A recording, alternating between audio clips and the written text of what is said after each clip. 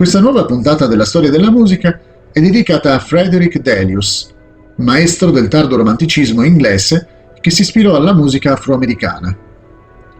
Delius nacque in Inghilterra nel 1862, ma il suo soggiorno in Florida, i suoi studi in Germania, i suoi viaggi in Scandinavia e la sua probabile residenza in Francia furono fonti di ispirazione musicale così diverse che rimase poco sapore di inglese nella sua musica.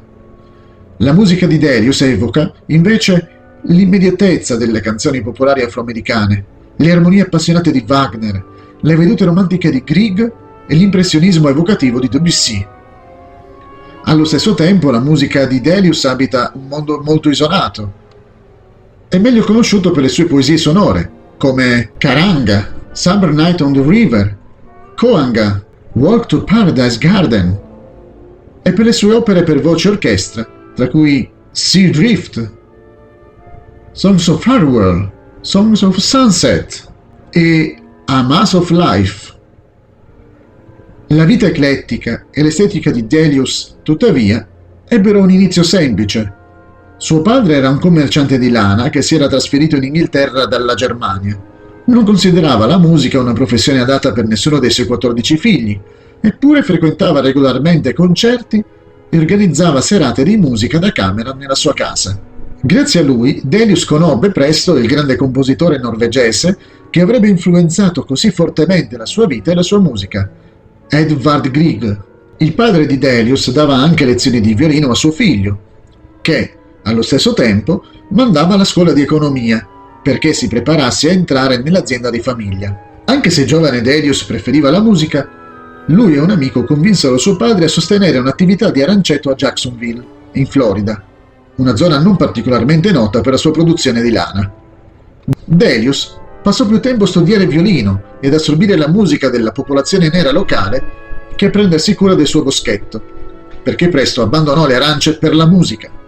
Scrisse: in Florida imparai gradualmente il mondo in cui alla fine avrei dovuto trovarmi. E sentendo gli afroamericani cantare in un ambiente così romantico, allora ho sentito per la prima volta il bisogno di esprimermi musicalmente. La sua decisione di tornare in Europa e riprendere le lezioni di violino al Conservatorio di Lipsia fu sostenuta da Grieg, e Delius iniziò a comporre di lì a poco. Una delle sue prime composizioni fu la Florida Suite, scritta nel 1888, che ricorda la musica ascoltata durante la sua esperienza in Florida. Nello stesso anno si trasferì nella casa della sua futura moglie, vicino a Fontainebleau, in Francia. Era la stessa città in cui si trovava il piccolo castello vicino a Parigi di Maria Antonietta. Fontainebleau divenne anche un luogo di ritrovo musicale negli anni 30 e 40, dove le classi di Nadia Boulanger attirarono compositori come gli americani Elliott Carter, Aaron Copland, David Diamond, Roy Harris, Walter Piston, Roger Sessions e Virgil Thompson. Qui la sua composizione fiorì quando incontrò Maurice Ravel, Paul Gauguin e altri musicisti, artisti e scrittori, il cui lavoro ispirò e influenzò il suo. La musica di Delius, a sua volta, influenzò altri compositori e, anche se non incontrò Duke Ellington mentre era in Francia, è un dato di fatto che la leggenda del jazz amò e fu influenzata dal suo stile musicale. Il titolo di In a Blue Summer Garden di Ellington è un chiaro omaggio a Delius e alla sua opera omonima.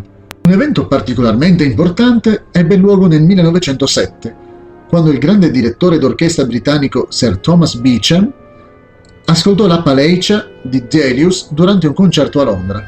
In pratica, di solito i direttori d'orchestra, prima di portare a successo i compositori, ascoltano come questi eseguono le proprie opere. Questo fu il caso di Delius e Beecham, che divennero inseparabili.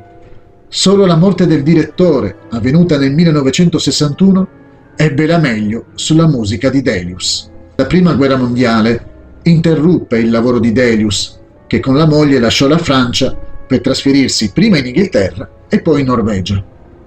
La salute di Delius declinò gravemente durante questo periodo.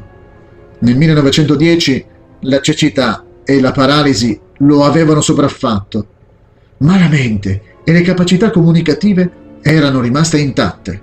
I suoi sforzi per continuare a comporre ricevettero un grande aiuto quando, nel 1928, Eric Femby, un compositore nato nello Yorkshire e amante della musica di Delius, si trasferì al suo interno.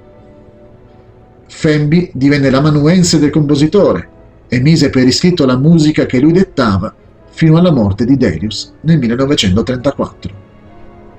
Nel 1956 Beecham scrisse nella sua biografia di Delius: «Non posso fare a meno di considerare Delius come l'ultimo grande apostolo del nostro tempo di romanticismo, emozione e bellezza musicale».